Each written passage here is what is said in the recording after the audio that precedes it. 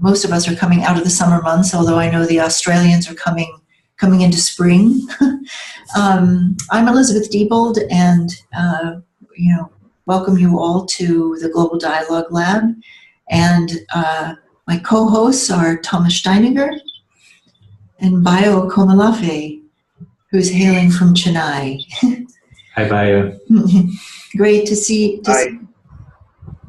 Great to see you. And our guest today is Yael Treidel. And welcome, Yael. And I think there's a lot of interest in I think the conflict area that you're coming from and the work that you're doing with Women Wage Peace.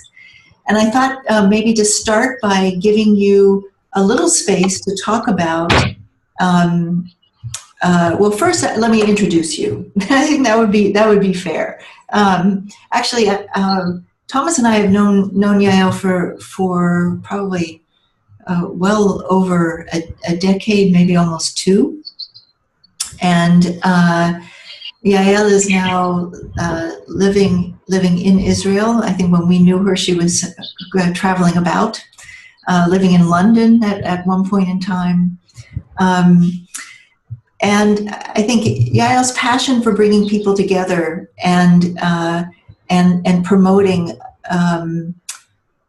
peace, but more than that, promoting a different way of being together, I think has probably guided much of her life. And right now, obviously, living in Israel and with the ongoing conflict between Israel and Palestine, her focus has turned towards that conflict. In the last few years, she's been very, very, very active in Women Wage Peace, which is a relatively new organization, but really has, with the march that it had last year in 2016, really, I think, woke people up around the world and also in Israel, Palestine, to the fact that these women are serious.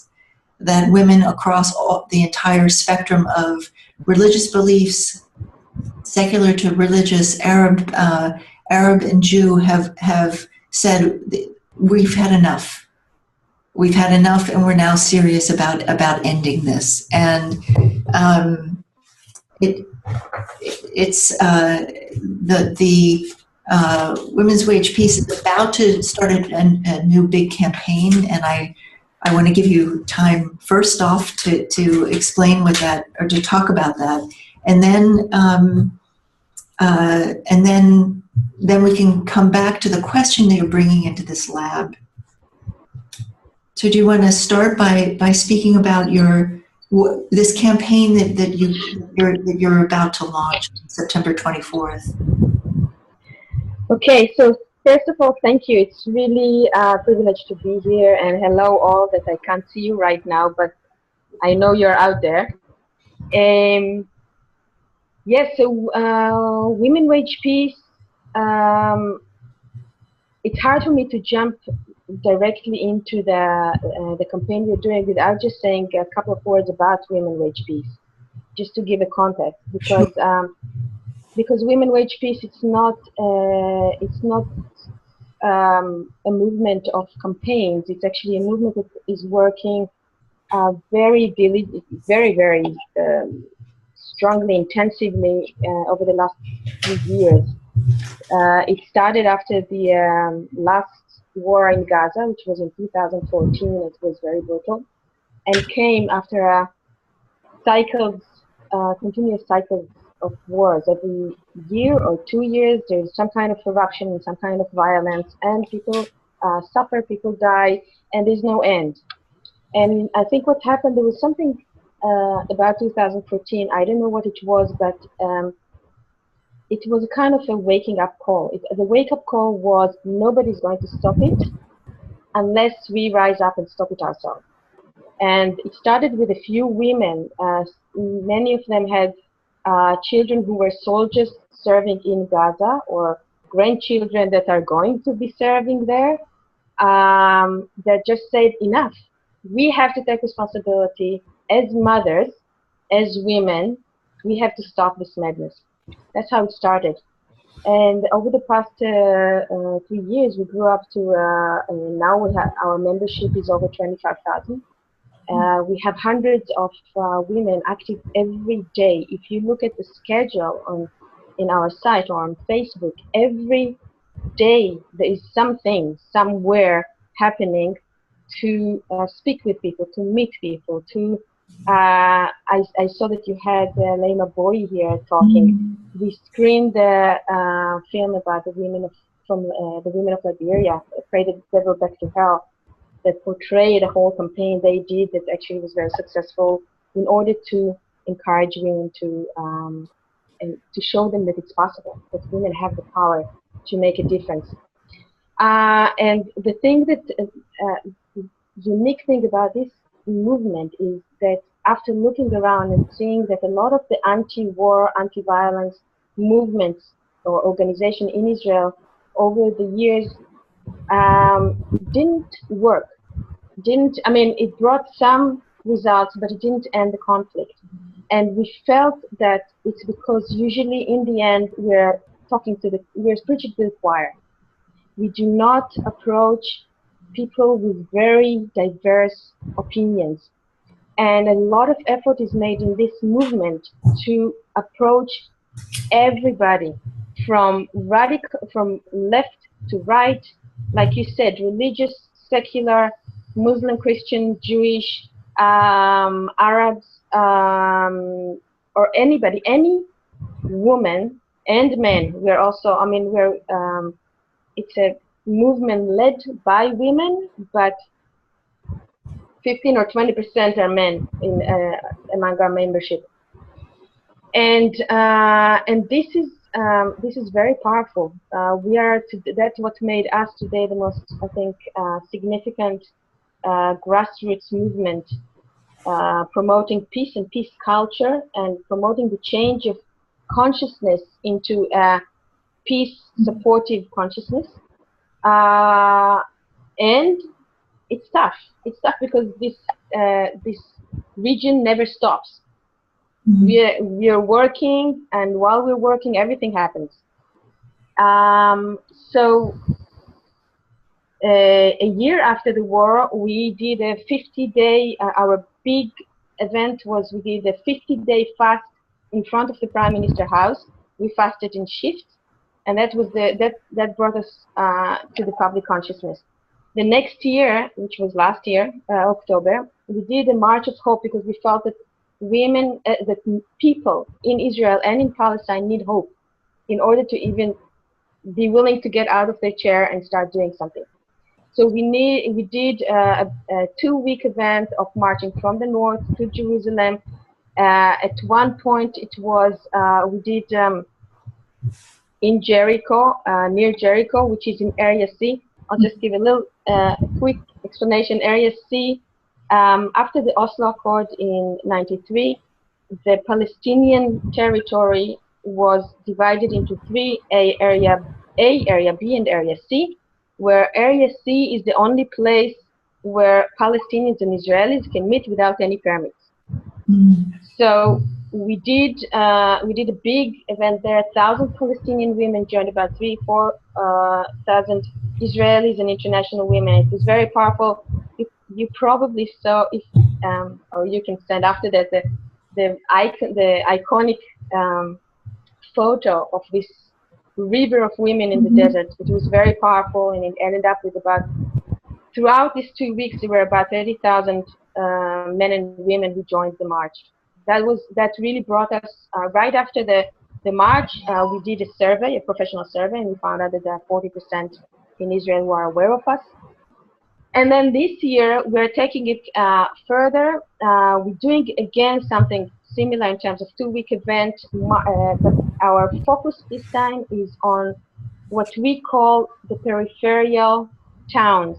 And what I mean by that is towns that most of them are voting right-wing. Most of them don't think that peace is possible. Most of them think that the word peace belongs to the left wing.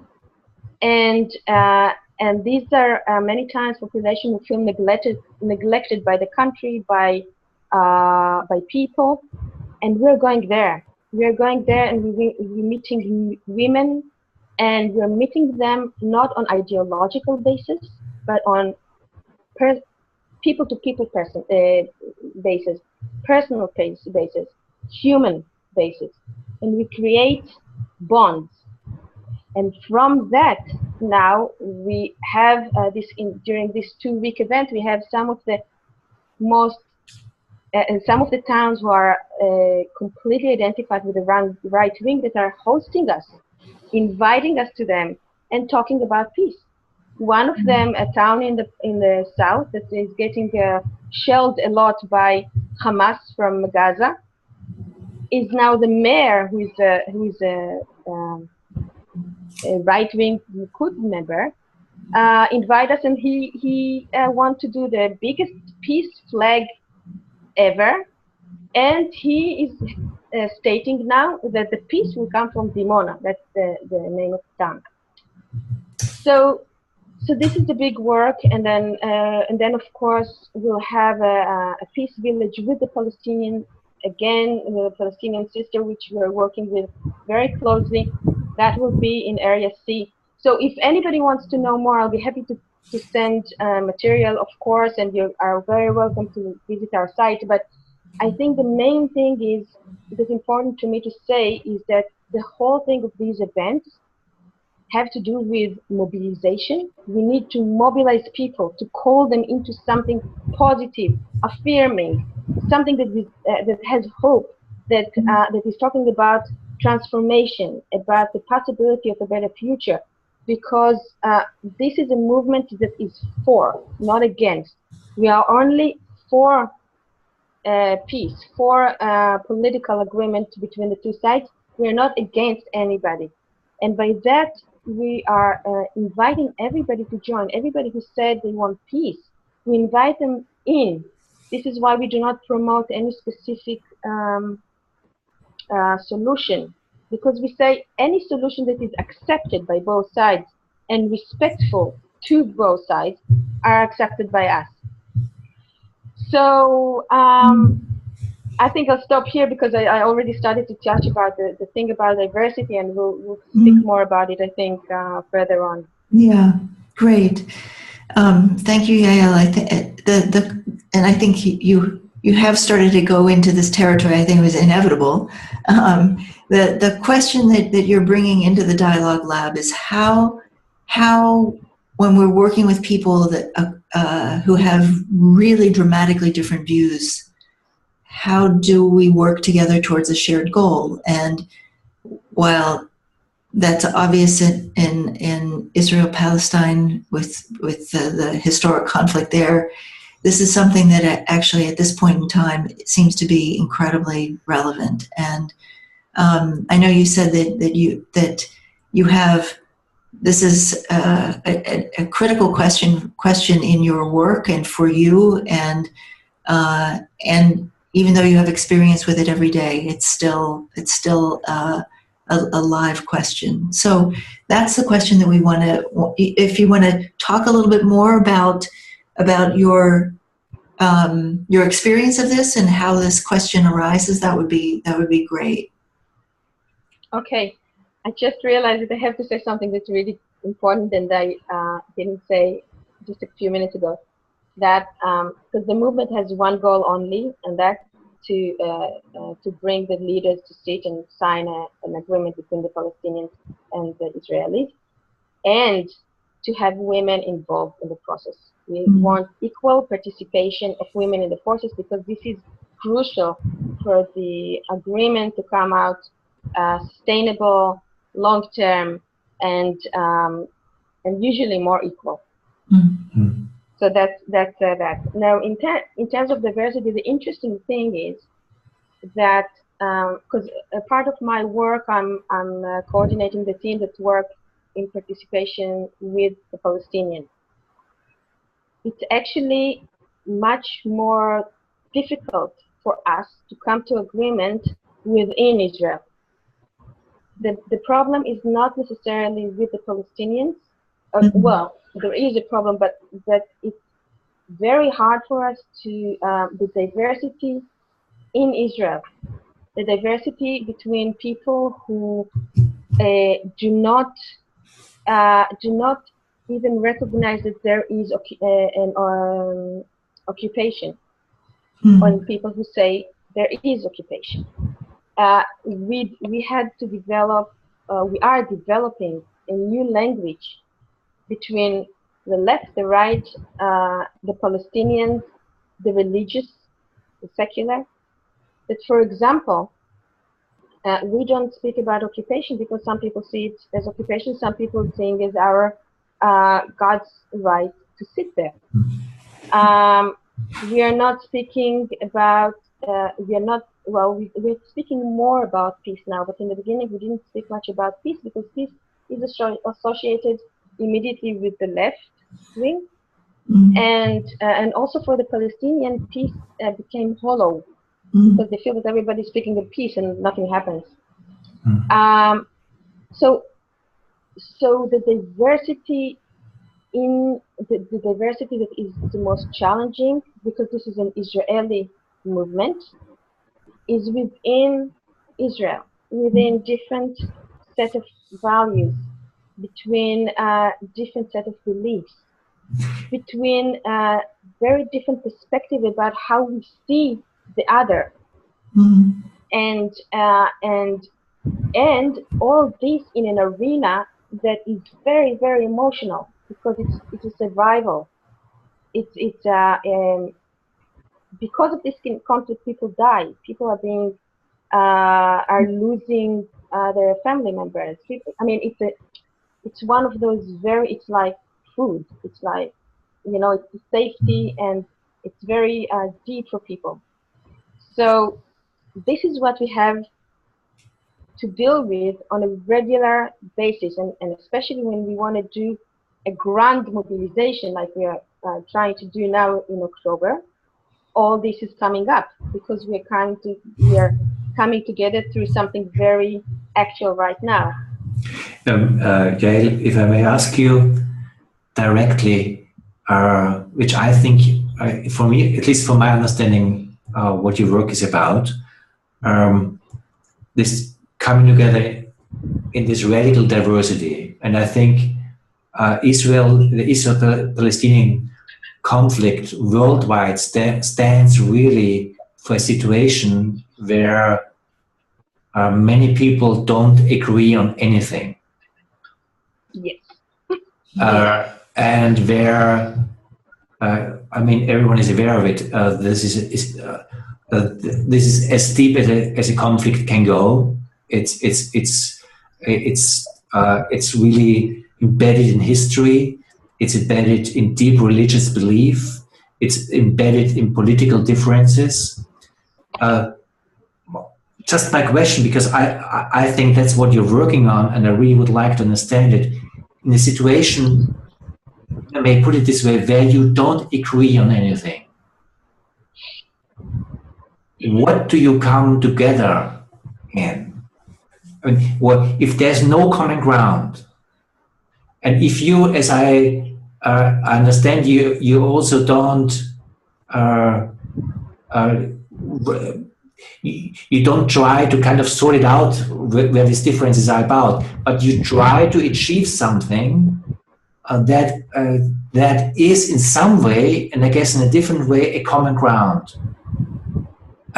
Yes. How do you do this, and what does this mean? So I'll just start and say that it's not that we don't have any common ground. If that was the case, then it's a lost case to begin with. We do, and that's where we're going. There is in conflict resolution, there is the onion theory that says that there is, on the outer, there's like ideology, and then when you look under it, there's the interests. But if you really peel off all the peels of the onion, you find that in the heart is the human needs, and the needs are shared.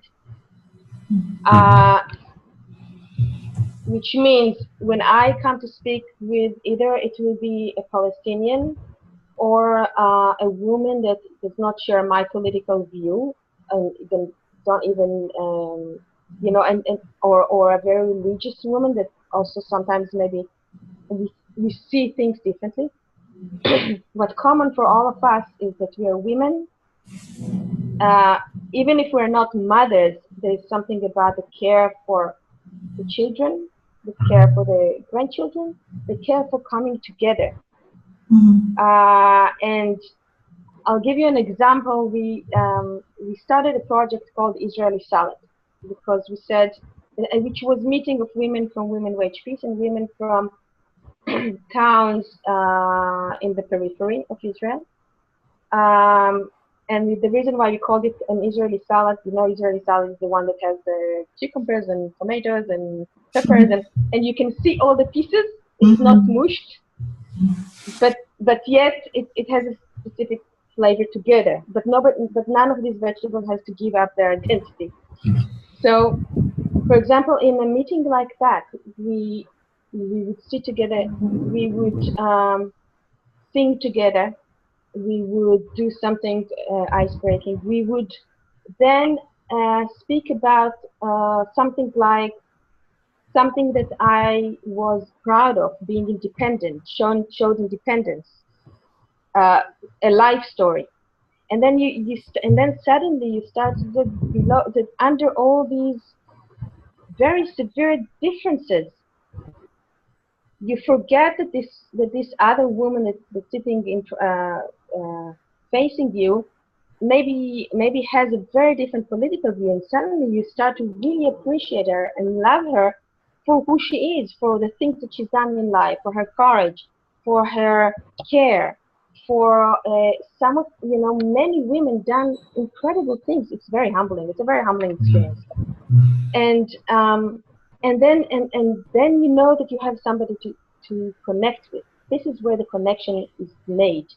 And after you build on this connection, and then later on you can invite them, invite somebody to join us to the Peace March, and some will come and some won't come. And those that will come will, and others will come, some of them will become your most courageous advocates, because they will go against their own society and call them, invite them to join us. Which we have some of those, some amazing, powerful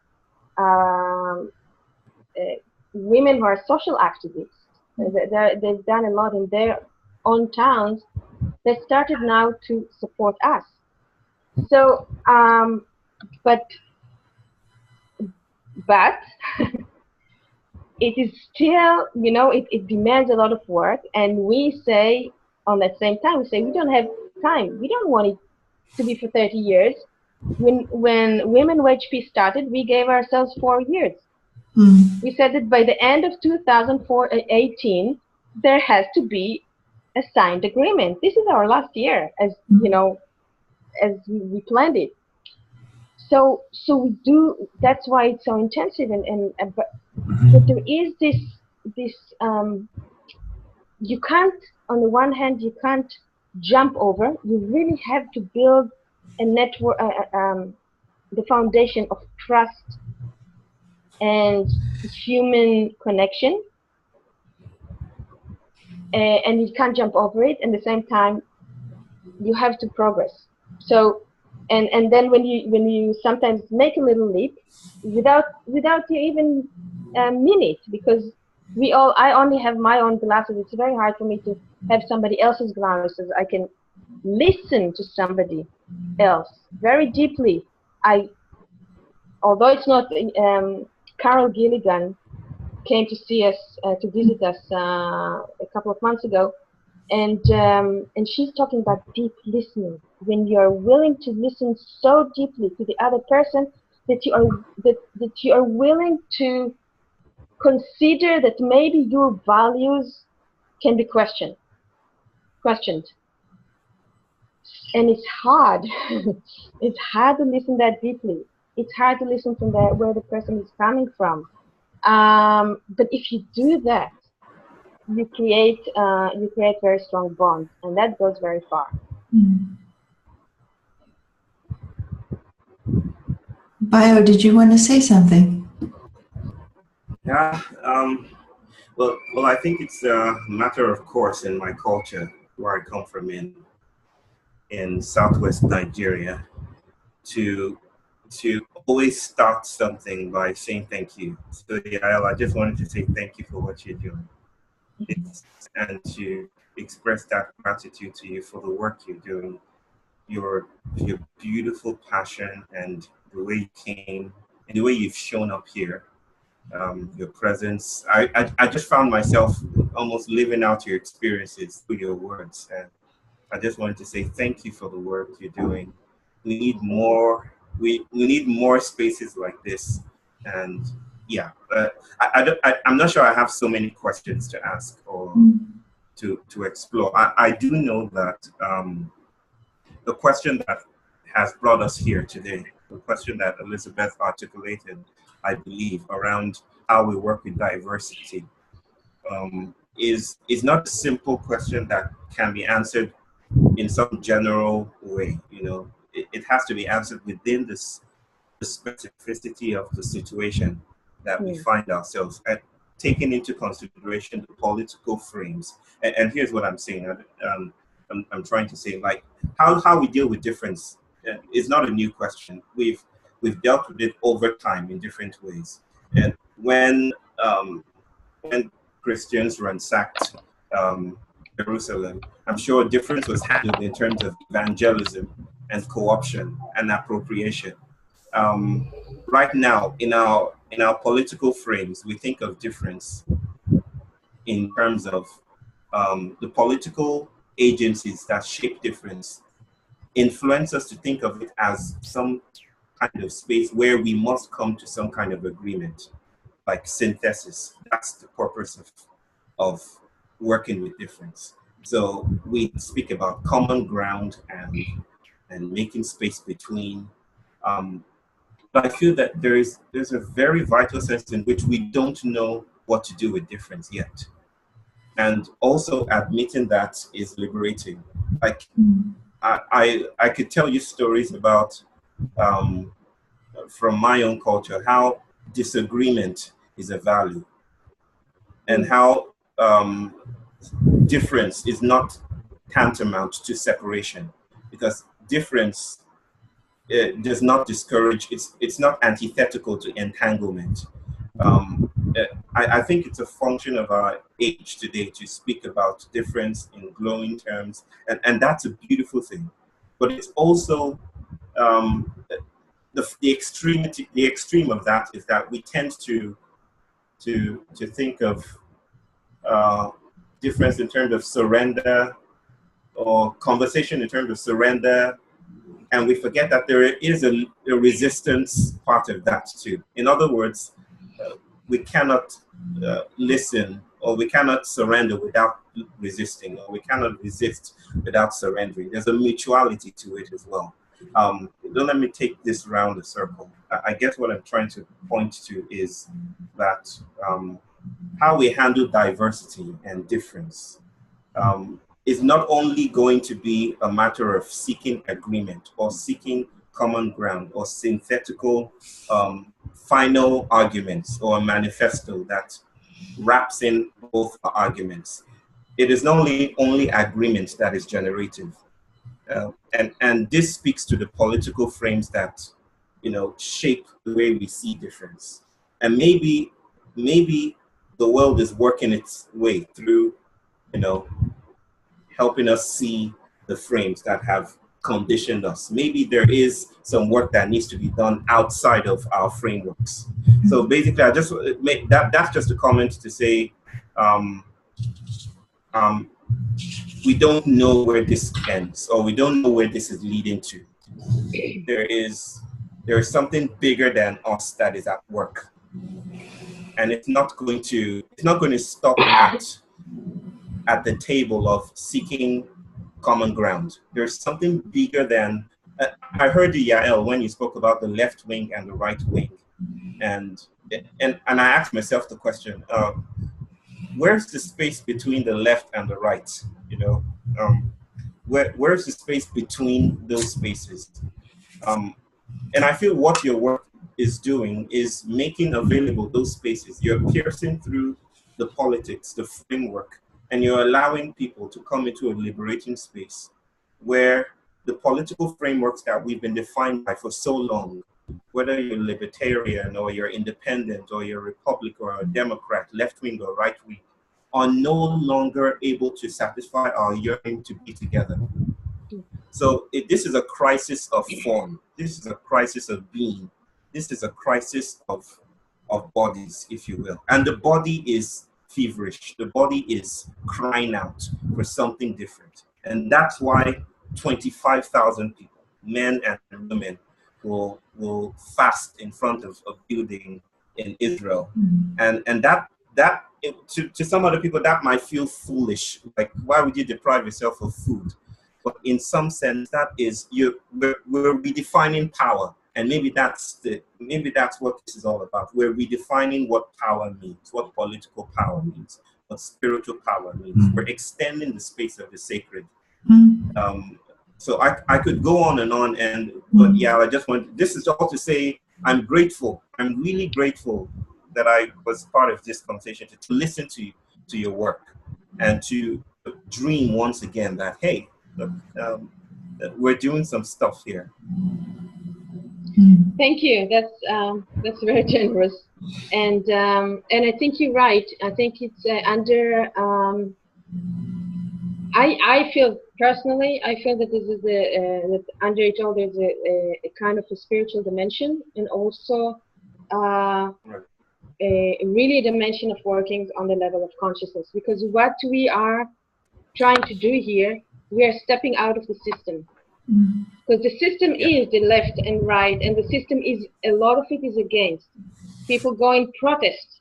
People go, you know, we want the prime minister to go home, we want this to go home, and we say no. These are the people that were voted by chosen by the people in this country.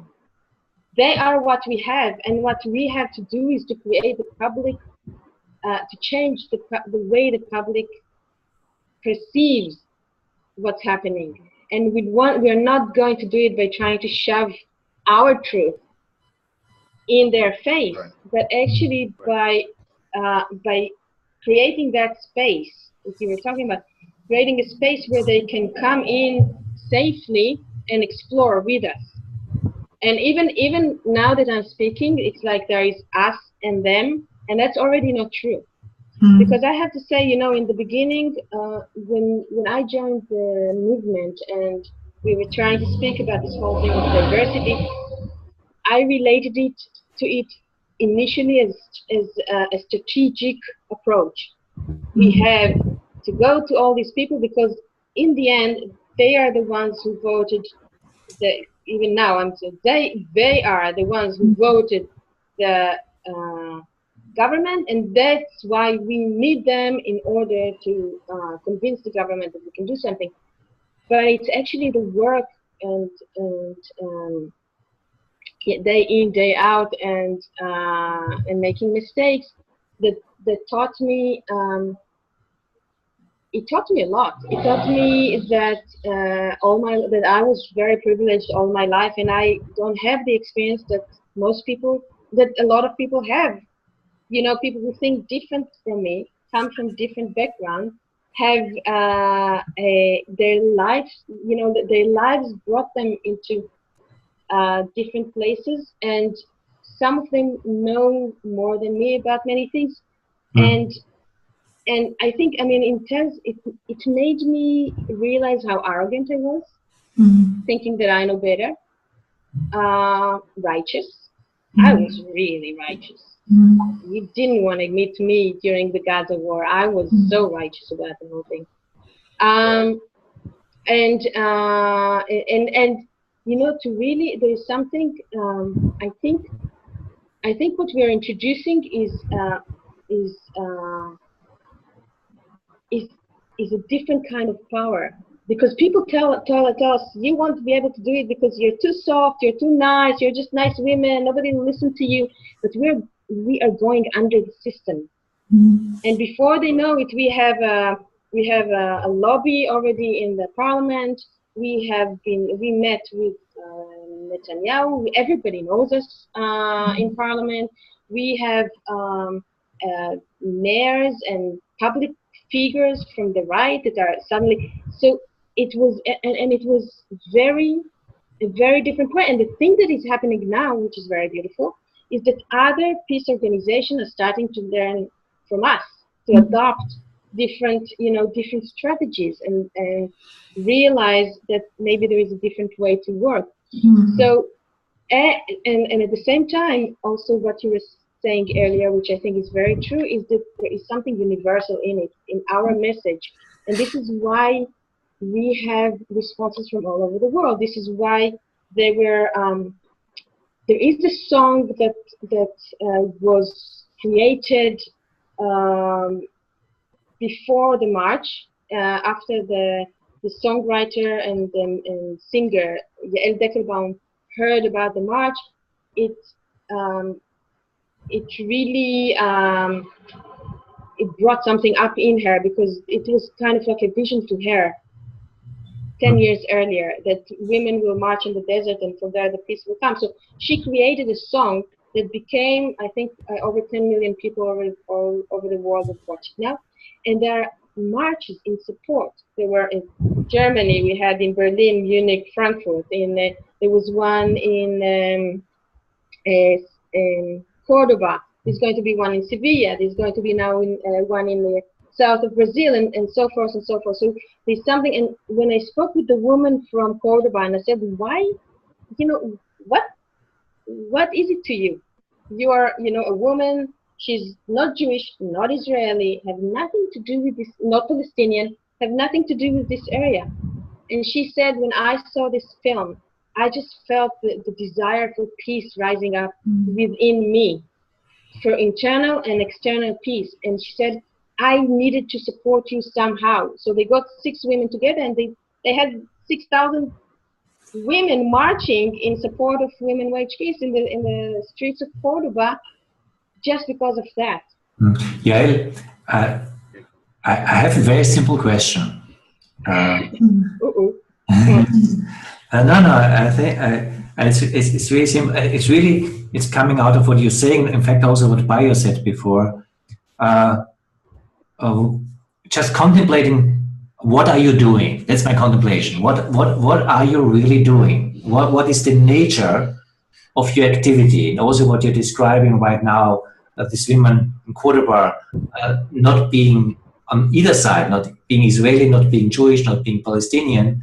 And also when you were describing before this one village where you have this right-wing Likud mayor that, if I understood you right, wants to have the biggest peace flag in Israel, and if I understand it right, in the world, sorry, but if I understand it right, even to use the word peace for a right-wing Likud mayor is kind of a revolutionary something. So I really was confronted with myself. So what are you doing? And there's some answer that came, and I don't know if this is a thesis or a question, but I just put it out. That basically what are you doing is to allow something to grow between people. That you bring people in relationship. Also, when you were saying before, when you kind of saying, no, there is a common ground between us.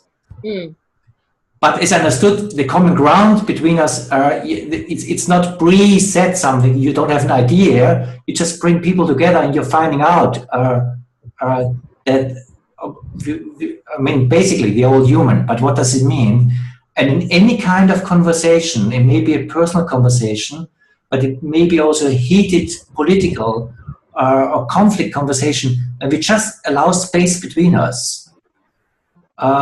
There's the possibility that because we are human, something can grow between us. And it's true on a very personal level, and it's true even if you really on the other side, whatever that means, politically on the other side, religious on the other side, or you are the colonialists and we are the imperialists. But when you allow some space between us, we are also talking about holding space. something is growing in this space. And if we honor that, and if we don't even have to know what it is, something changes dramatically, because all of a sudden we are not just white imperialists and colonialists and suppressed people, or Jewish Palestinians. There's something different.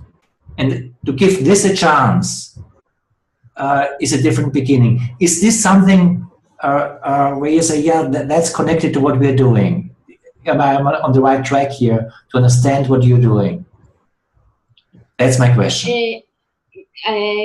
I'll try to answer, because I still am not sure what we're doing. I think I'm still learning about what we're doing. But I think there is something about allowing space. But I think it's the word allowing sometimes feel a bit passive, and it is anything but passive. And one of our projects called Peace for Peace, and it's a quilt project that started in one of our meetings with our Palestinian partners, and and now it's global. We have, I don't know, we have like thousands of pieces, and we said that when the peace will be signed, this will be the huge carpet on which the leaders will go. But why I'm saying that? Because many times we're talking about creating a human quilt. What does that mean? It means that on a quilt, everybody's connected. It's one piece. But if you look at it, every square has its own uniqueness, and that uniqueness doesn't touch. No square invades the other square. So there's something about that I myself still looking into it. But I think there's something. I think that the place. I'll give you an example. We had a meeting. We have an Israeli South and we have a Mediterranean South, which is with the Palestinians. And we were sitting together, and we met actually a group of Palestinians who are coming from a village. And some of them, where they walked in and they brought all their children. So we gave the children to do these quilt pieces, and the women sat. Some of their faces were really, really hard, and my heart sank, because I thought that these people have suffered too much. It's not going to work. And then we started to speak, and the first thing we asked was to just share something that each woman is proud of. And the first thing was a Palestinian raising her hand and speaking about how hard it is in the checkpoints. And it is really hard in the checkpoints for Palestinians. It makes their lives hell.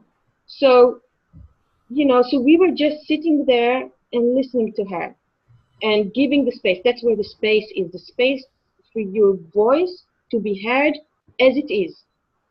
No judgment.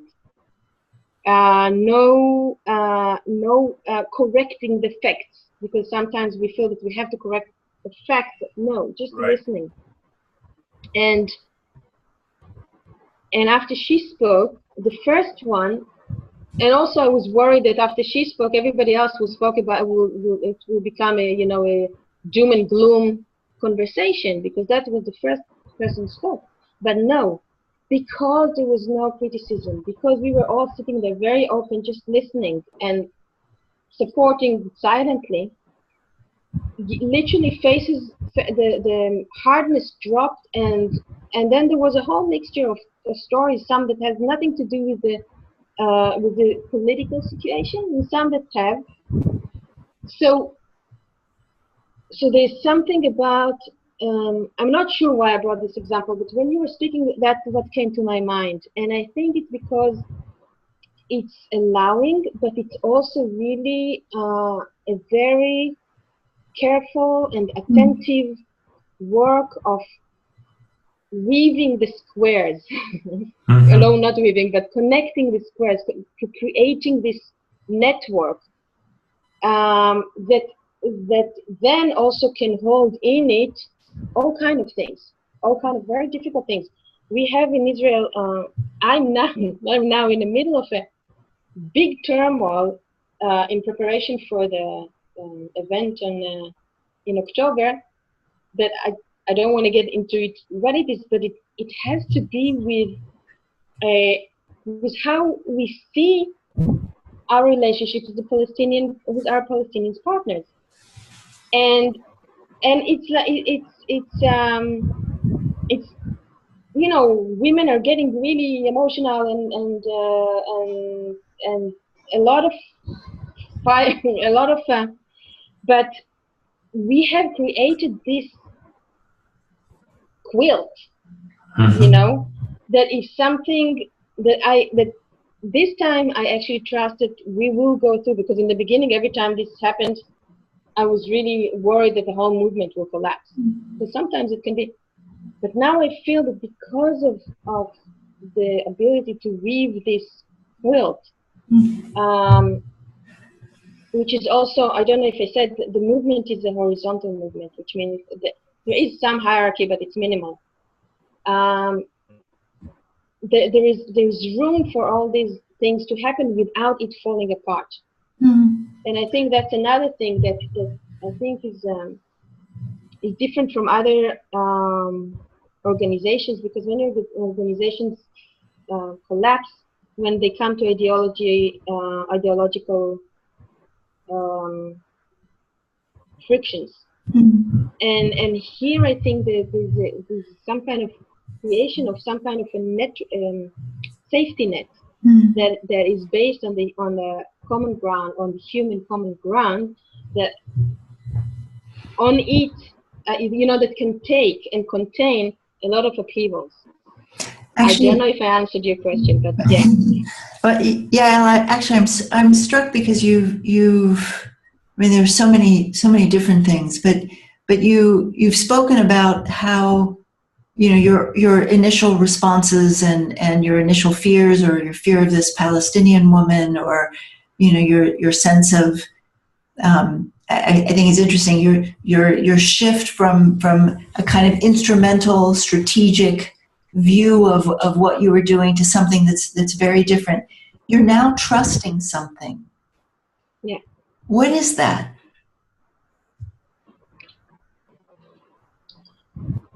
Good question. I think that I trust that there is always a middle way, and that we can find it. And because it happened now enough times when it seemed like it's very polarized, but because there's enough will, there is always a place where we can meet together and walk together. It demands. Look, we are asking our leaders to come with a political agreement to end the conflict. We have to walk our talk. So if we come to polarization, or we come to, then we have. I trust now that with enough will and enough listening, and we have enough foundation to actually find this place that we can actually continue moving forward together. It seems to me that the will you're talking about is not kind of a muscular will in a sense, but that it's the willingness to recognize someone else's humanity. That there's a willingness, a will to look beyond the surface, to listen beyond the surface in order to find these places of resonance that are universal. That must shift your identity in some way. What do you mean? Probably true, but what do you mean? That you're well, as you said before, your righteousness, your sense, I understand how I see the world. It's this way. This is how things are. I am this person who is born out of these circumstances, and I'm separate from, I mean, Palestinians and Israelis, like on every conflict, we create the other side. So that must have, it must have done something to your own sense of what it means to be you, or what it means to be an Israeli Jewish woman. Yeah. I don't know about Israeli Jewish women. I think it changed what it means to be Yael, this specific Yael. We have a lot of Yaels. And I think in that sense, I feel that there is something. I think if you're really passionate about something, if you really care about something, you can't not change. Because if you don't change, you won't achieve anything. Because if I stay the way I was 3 years ago, everything, you know, if I want something to change, I have to change myself, and or be willing at least. Now, it's interesting because I think that in the beginning, I was a bit worried that I will lose my core values. You know, I want to hold them, you know, but if I trust, but I think there's trust that each, you know, that we develop personally and also as a group, that that it's okay. First of all, it's okay to question any value. It doesn't mean that I have to let it go. It just means that it's okay to question it. It's always good to find again that my core values are fine, and if they're not fine, maybe I should replace them. But yeah, I feel that that my identity shifts and also grows, expanding. I think it's expanding. Bio, go ahead. Yeah. I was gonna say how remarkable it is that how metaphors, you know, traverse boundaries. You spoke about quilt, and to think that the platform I'm working with, we have a key process that we're developing called quilting. And it's radically spelled without the Q and the U. We spell it with a K and a W. To kind of radicalize the notion of quilting, a process of bringing people. And I like how you talk about squares and not no square invading the other square. But I want to ask it. Maybe it's a question, maybe it's a comment. I can't decide what it is, but I'll just put it out there. That there is. So I think it was Noam Chomsky that spoke about how systems kind of create the framework within which we are allowed to breathe and move. It kind of gives the illusion that we're free, and then allows us to play within this framework, and then we pretend we think we're doing something against the system, whereas the system has already contained us. And so that's why I know during one of these calls we've had some person over speak about protest and how protest is failing, if you will. I can't remember who that was, Elizabeth. You know, how the whole dynamics of protest seems to feed into the same powers that we're trying to evade. And in a sense, maybe that's true. Maybe solutions are how problems propagate themselves. And maybe we need to make quantum leaps in how we think about this. And so maybe this is the question. Maybe this is a question that has been bouncing around in my mind. And maybe, let me put it this way. Everything that is substantial has a shadow, right? In what sense do you think, or what are your shadows, if you will? I'm not talking about Yael personally, but in how this is framed, in how your work is framed, what are the spaces that are shadow spaces to you, so to speak? The things that are confusing to you, the things that you are excluded from the conversation. And you may not know them, but what do you sense is missing, if you will? Not to complete the picture, but maybe to change the conversation a little bit. What is missing? Yeah, I'll just put it that way. or let me give it a little bit more context. Some of the ways we speak about activism, for instance, today, like, hey, if it's not big, it's not impactful. So to actually arrest power, we need 50,000 people to hit the streets. We need all these people marching, and it's only then that something has happened. So we speak the industry, the paradigm of activism, if I could give it a name, has learned to speak in terms of size. And so we speak in terms of scale, we speak in terms of scalability and money and hierarchy and all of that. Now, we're all framed by this. I'm not saying it's good or bad. So the question I'm asking is, what frameworks do you think occupy or contain your work, and such that other possibilities that you may not be aware of have been excluded from the conversation or excluded from mattering? Do you understand the question? I'm not sure, because things that I'm not aware of, so it's hard for me to speak. But I want to just a couple of things. So I addressed it that way by saying, what are you confused by? The way we come to edges is like, what doesn't make sense? Like, what stands as a miracle, or doesn't just fit the paradigm of action so far, that doesn't fit the equation? Like people doing things over and over again, but instead the same things that we're trying to evade keep on coming back. I know a couple of veterans that complained to me that they've been doing what they've been doing for a long time. They did all the work, they were in the fields, they went to the marches and everything, and yet there's a real sense that with all of this work, nothing is changing. No shifts are happening. The Bastille, it did not crumble. So basically, I mean, one vital question that is passing around the world today, I did not originate the question, is what are our shadows?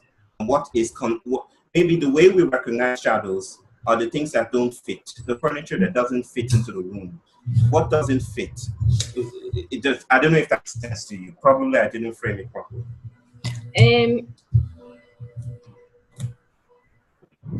Well, first of all, I want to say something that I can't remember already, something that came to me when in part of what you were saying, I think more in the beginning, is, and that I do feel that protests have a place.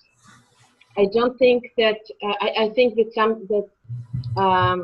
people who are protesting against injustice, against illegal stuff, and they're very important. It's just we're doing something different, but you know, it has its place. That's one thing. I think. Can I say something more here, Yael? I think also that so many of these protests were completely not linked to the levers of power or the mechanisms of power. It's like, so if I think I just show up on the street and protest, that doesn't necessarily mean anything. I think part of what's really unique about what you guys are doing with Women Wage Peace is that you are getting very clear about the levers of power, and you're willing to push them.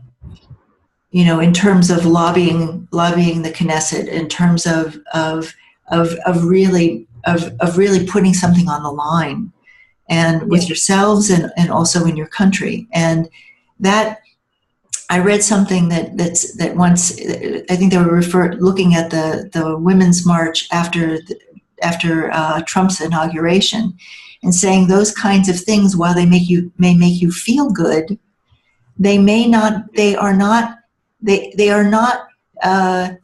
linked to creating absolute, we're going to make a change here, and we know how to work power in the system that we're in.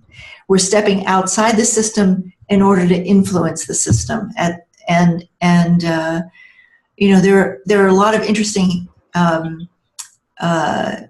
movements in history, or moments in history, where women have been ignited to actually, like in terms of the French Revolution, storm the palace and haul out the king.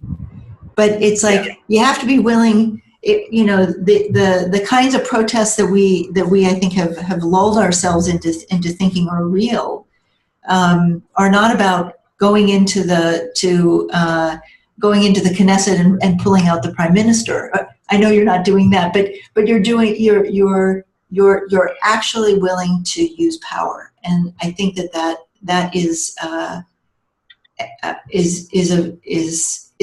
makes it something very different in this time. So yeah, let me piggyback on what she said, if you will. So it's mountain layers for you, my sister. I'm so sorry. But maybe the question here, a beautiful way to frame this. Thank you for that depth of clarity.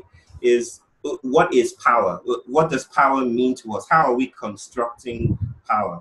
So I know a couple of people that are on the 20th of September in London, with all the chaos and the strife and the yearning in London right now, with Grenfell, the building, and the Tories winning again and all of that. There's a yearning there. So people want to respond, but the apparatus for responding isn't there. The only way to respond is through the anorexic voting line, and that doesn't really change anything. It doesn't address the real changes that the people want to see. So some people have started something called a sanctuary, and they're going to hit the streets of London in their numbers. It's not going to be about skill. It's not going to be about protesting power. What they're going to be doing is hugging strangers as they go to work, which may seem totally bizarre. It has nothing to do with the real issues, right? But they're going to be sitting right there. I know a couple of the processes they're holding space for, like meditation, flash meditations, or eye-to-eye staring, just sitting together in silence, right there in the city, not in a cave somewhere that is spiritually beautiful or something, right there in the animosity of the city. They'll be distributing gifts. They'll be speaking with people. They'll be sitting down. In other words, hacking the parameters of how we behave with each other. So in a sense, they're testing the boundaries of power. And as I listen to you speak about this beautiful platform, I wonder what's the next edge, if you will. What's the evolutionary step? Not to say that you're not thinking of all those things, but as someone who's listening to it for the first time, as a well-wisher, as your brother from far away, I'm wondering what is the universe challenging this to become? What are the next spaces that to be occupied? I'll just shut up now. I think the next spaces are the offices of the government. It's definitely, everything that we do in the end is to affect government, is to affect leadership. In order to do that, the whole thing of number and because it's number, but it's not only number. For example, Elizabeth, your example about the women march in Washington.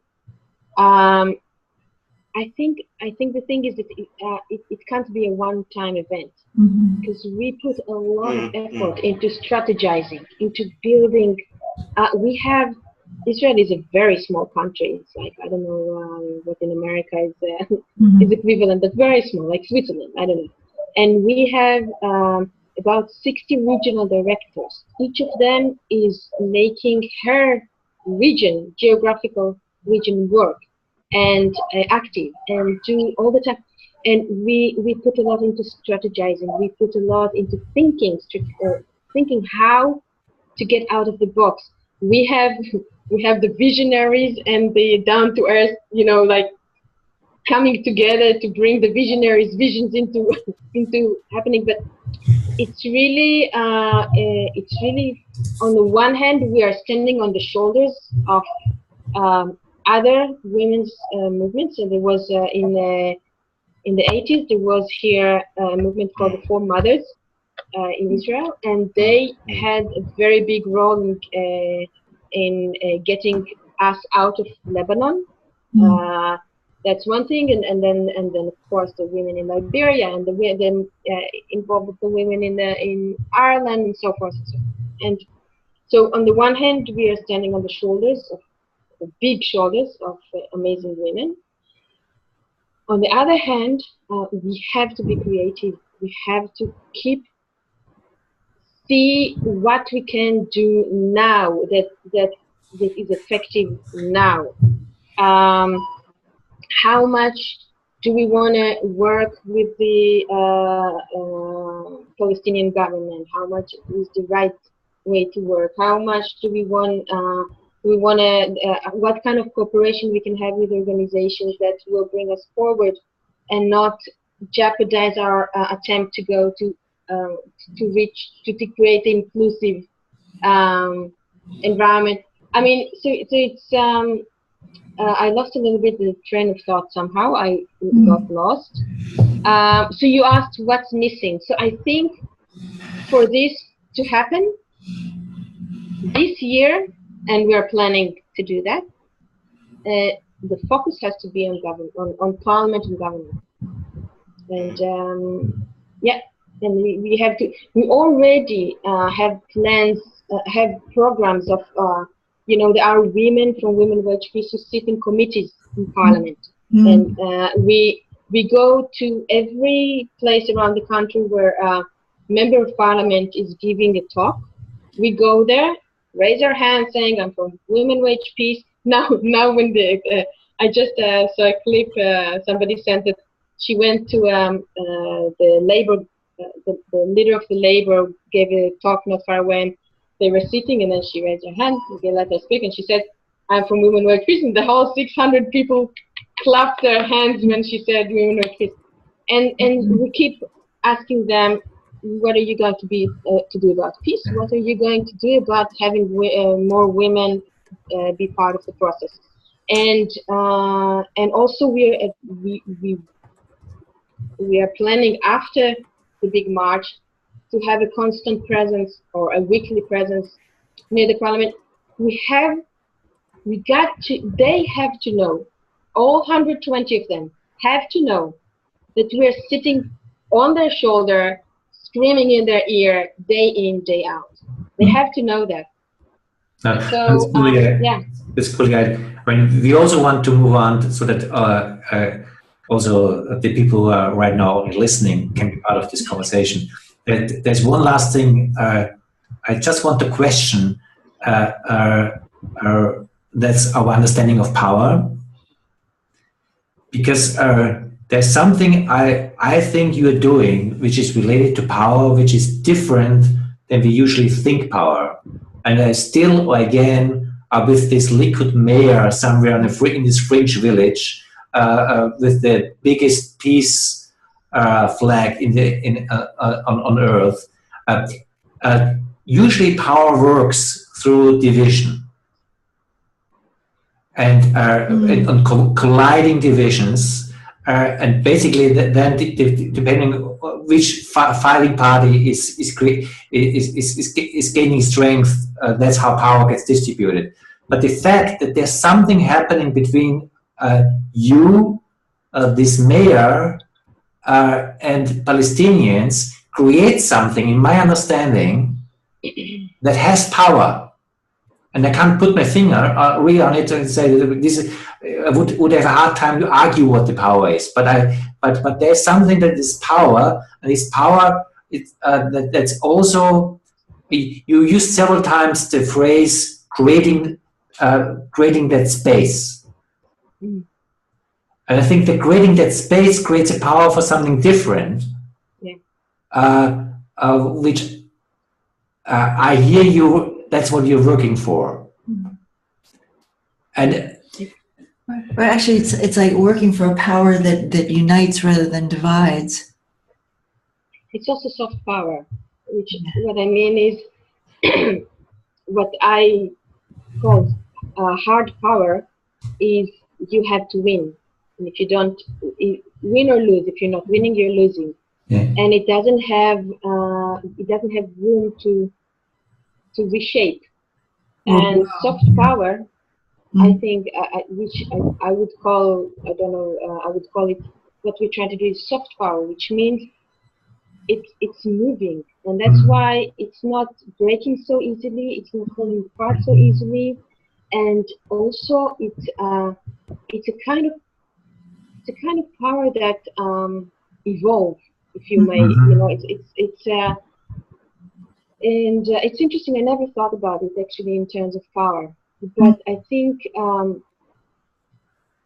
listening is very powerful. I think listening is one of the most powerful tools there are, and empathy. And I'm not saying, you have to be empathize with everything. Some things are despicable. It's not that, but there's some.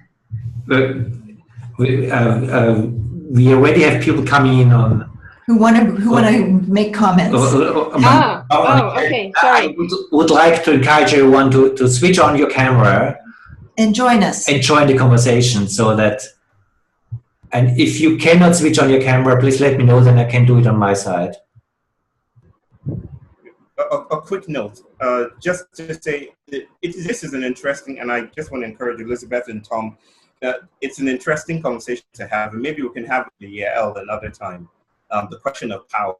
And I can see some beautiful commentary in the chat box. Exactly. About power with instead of power against or power for or power, Yeah, I find it interesting. I find it interesting that you're calling it soft power, and I think I have a paradoxical or a kind of double response to it. One is soft versus hard, or soft often is considered feminine and therefore not as important. Right. But so it's an interesting word choice, but it feels like it's life power. Life power. I think someone said something about it's living power. It seems that it's, or you could call it real power. Really. It's power. It's just power. Where I come from, my grandmother has power. Even though I think of power as the agency to describe reality. And so the economy comes in and says power is simply the stroke of the pen of the banker. Back in the village, I learned that power is the gift between you and me. And when we share that gift with each other, and when we sit and listen to each other, then that's real power. It doesn't have to be noticed or televised or branded in a logo to be powerful. It is power in that raw beauty sense. Ben, do you want to speak your comments rather than put them in the chat room? I don't know. I'm fine just commenting on group chat. Fair enough. Who wants to jump in this conversation, please? And to take it further. Yes, Savannah. Hi, everybody. Hi. And thank you, Yael. Nothing major. The reason I'm in this work is I read this teacher who summed up how I felt. And he said, we come from a country that devastated Iraq and is also doing it to Yemen. And he said, and then they're rebuilding it. And he says, are we insane? Are they insane? What? So we're getting together because basically we find their actions and decisions unacceptable now. And so there's many people around the world who also agree about that. So anyway, thank you for listening. And that's what I had to say, right? That's only a small part, but Thanks, Savannah. Thank you. You're welcome.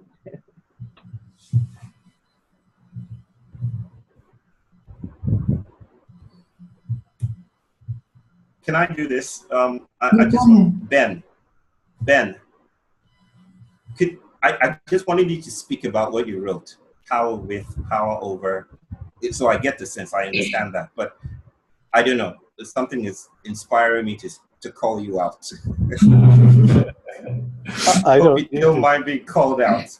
I don't need to say anything else, but I'm welcome. I know. You have an I know you inquiry. don't need to. Do you have an inquiry? Yes.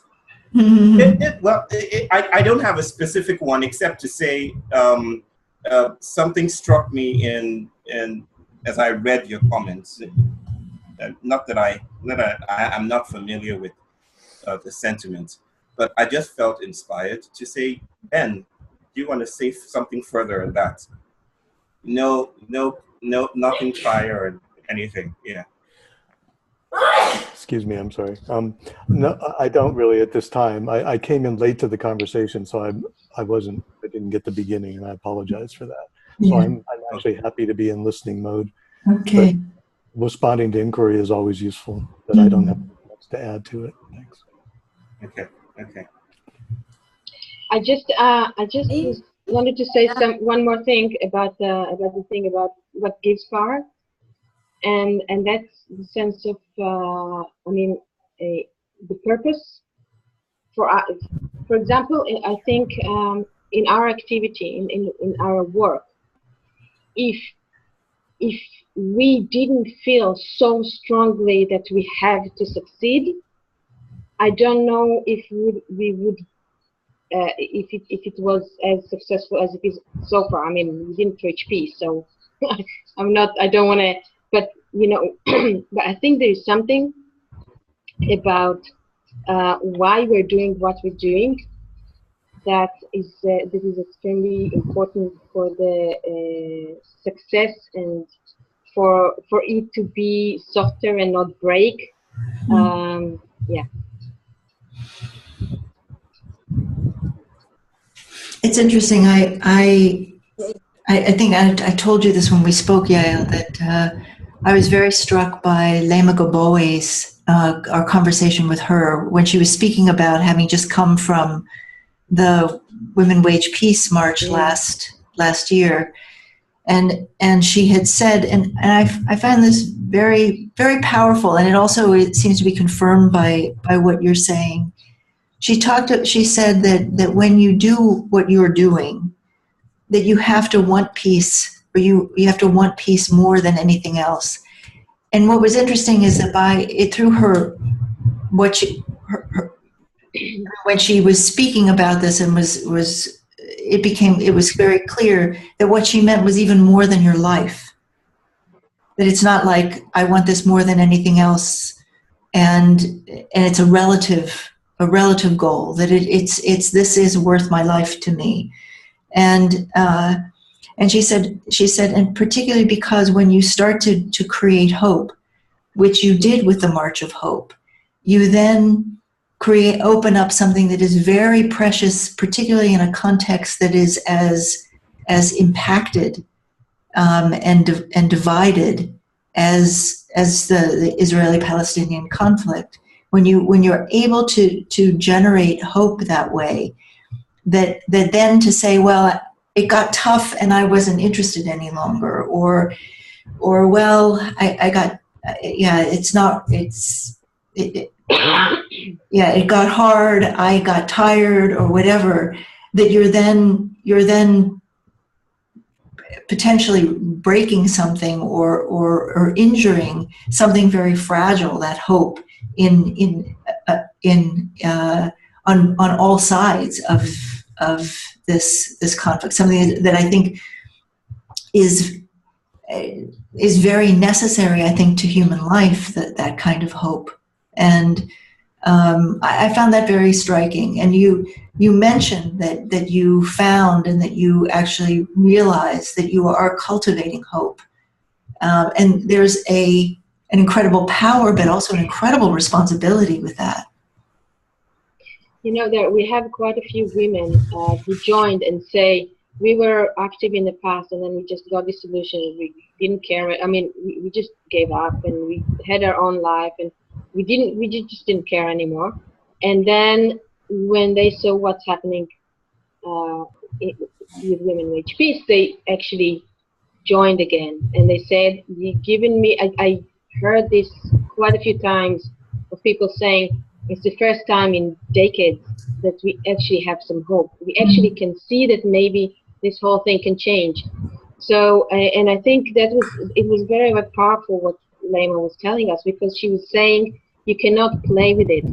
It's a very serious thing, and I think that, you know, I can't talk for all the 25,000 of us, but for those of us, for the hundreds of us who are very active on a daily basis, this is what it is. And it's also, but the thing is, it's not just a general sense for the sake of some kind of general public or the nation.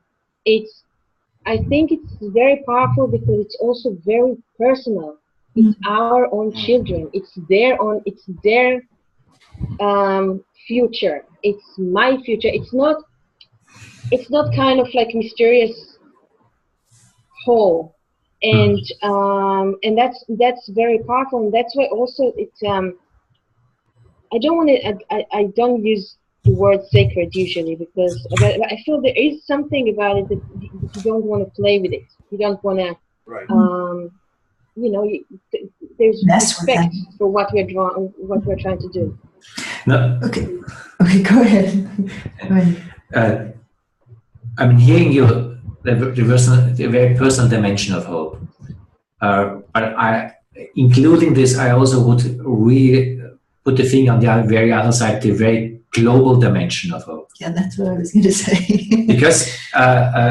because you are from Israel, Palestine, and the conflict you're talking about is Israel, Palestine. There's something about this conflict in the world perception that is hopeless. Because I grew up with this conflict.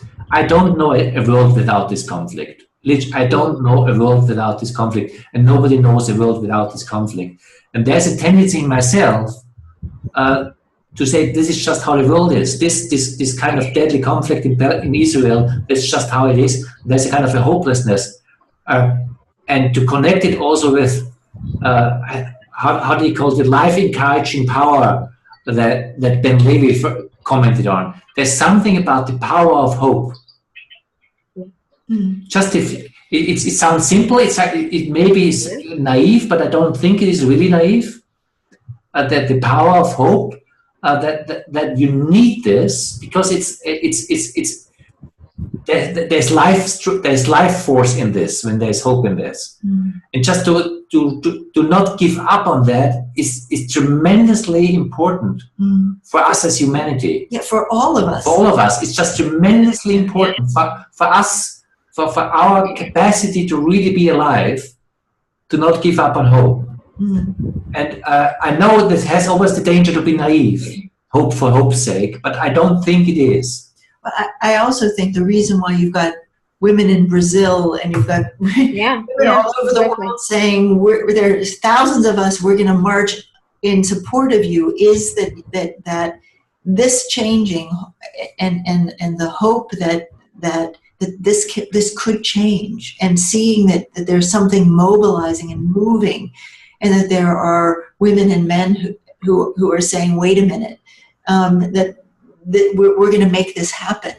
That hope is actually something that's for all of us on this planet, because of what Thomas just said, that it's so.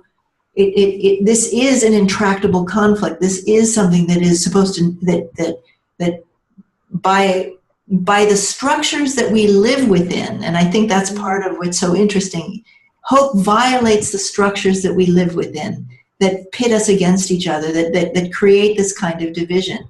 And by saying no, that has more power than these structures that we're living in, is an incredibly it is something that the entire world needs. Especially that now there's, sorry. Bio, did you want to say something? No. No, okay. No, I just wanted to... Somewhere. Okay, go ahead. Especially now that there is, in Israel, but not only, I mean, the whole Trump way up the ladder, it was all by instilling hate and division, and the same in Israel. there's a lot of that's again, like you said before, power from division, power by division, and so that's really going totally against that, and trying to also call for another type of leadership, and another type of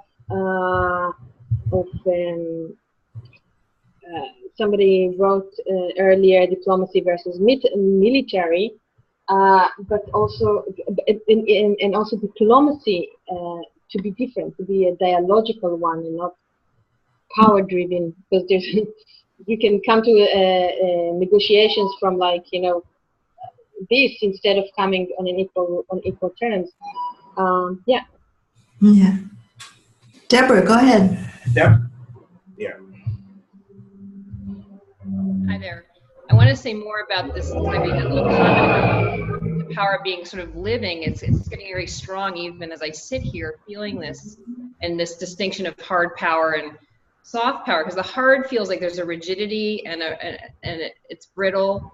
There's this resistance, and it feels like there's this, what you're tapping into and allowing to move is this current, like you said. And to me, it's like this, power isn't about forcing, but it's how much am I opening up to the life force, and where life really wants to move, which can be, it's almost like getting the channels cleared out. It's like if you had clogs in the system, it's like having these relationships, going in and speaking to these women in these particular towns and cities, building this social web or whatever, is like making the groundwork or the channels for life to move. And that's where real power can be enacted, instead of from this muscled, external, rigid structure kind of thing. So I'm just having a real somatic experience of that right now, of what this other model of power is, or what its fundamentals are. I don't know if that even makes any sense.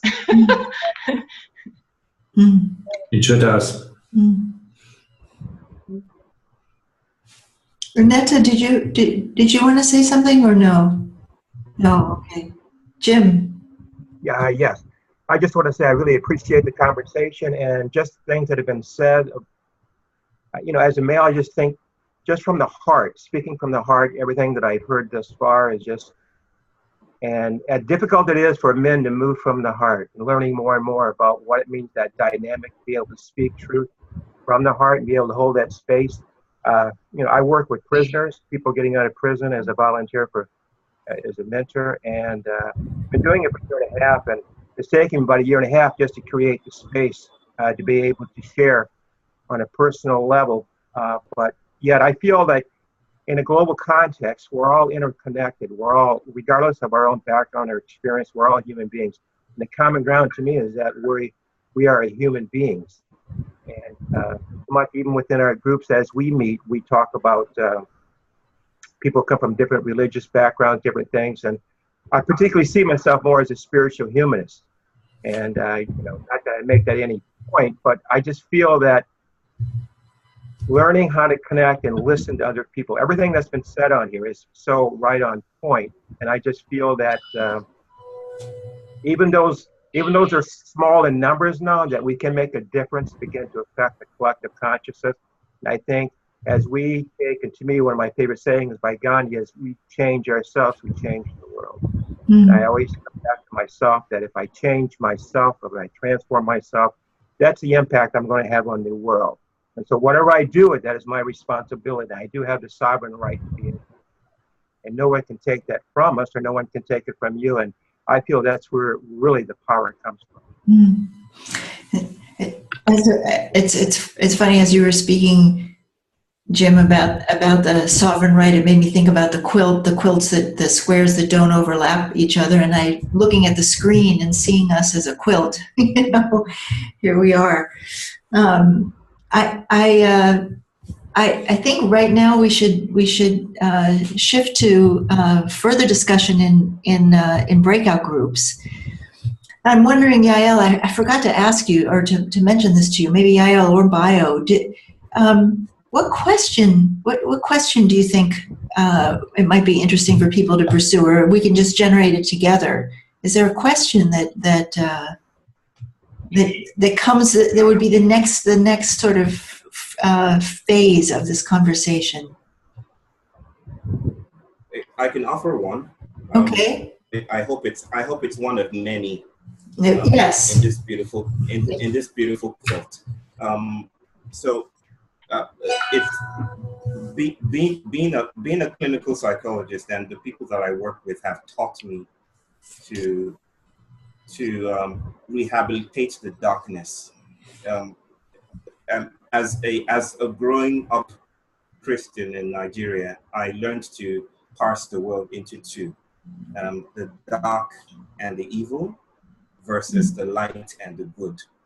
And everything I worked for was for the light, I supposed. I was righteous, Yael, just like to borrow your phrase. I was possessed by a sense of righteousness. But in really listening, and I think that's what we're trying to do here, that's what we're experimenting with. In listening to the people that I was supposed to heal, right? I was supposed to fix. I learned the gift of grief, and it's a hard thing to say here, but I'll just say it anyway. That there is a sense in which there's an invocation right there in the world for us to grieve, and I listened to us speak so beautifully about hope, and I know in my bones that hope is not mutually exclusive to grieving or to despair. It's not the other. It's not the radical other it's not the twin other of despairing. And I wonder how we're rehabilitating grief. Now, by despair, I don't mean giving up or saying it's not going to happen, but I do recognize from a connection with despair and sadness, if you will, in my professional life, that it opens us up to new ways of seeing. It's a gravity in the world, so to speak, that grounds us in what the world is doing. It's not some psychological black hole that takes us nowhere. And I wonder how that plays out in our work, in our activisms. What is the place of grieving or despair in what we do? Or how does hope marry with grieving? I just wanted to put that out there and see what comes of it. Yeah. Okay. Yael. I'd like to say, I don't know. I'd like to say something that is not necessarily a question for the room now, but it's we have a very amazing partner from Hebron, a Palestinian partner, Huda Abu Akub. And she, every time when she speaks somewhere, and she ends up by saying to them, go out, find something that you completely disagree with, and speak with them. Mm-hmm. So I just maybe not for this there, but I think it's a fantastic exercise for all of us to find those who we really don't agree with and try to see how we connect with them. Great. Okay, thank you. So let's go into your breakout groups, and again, use the Facebook Global Dialogue Lab page to tell us what happened. All right. And I'm saying goodbye to everybody. You're saying goodbye to everybody. Yeah. Bye, everybody. Thank you so much, and thank you for hosting me. Yeah, and Yael, we'll just touch base for just a second in a breakout room ourselves. Okay. Okay.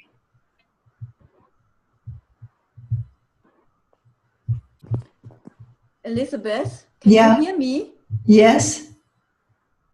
I couldn't understand the question. Can you say it in a small sentence once more? But I couldn't understand. Yeah, it's how does hope marry with grieving in our work?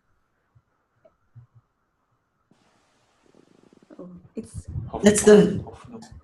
Mit Trauer. Ah, yes. What is the place of despair? Is it an enemy, or could it be an ally? Ob Verzweiflung ein Feind oder ein Verbündeter ist. All right. Okay. Good.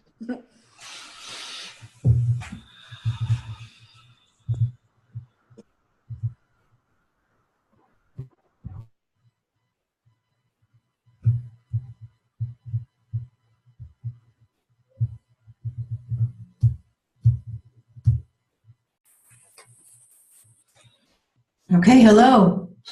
Hi. Thank you.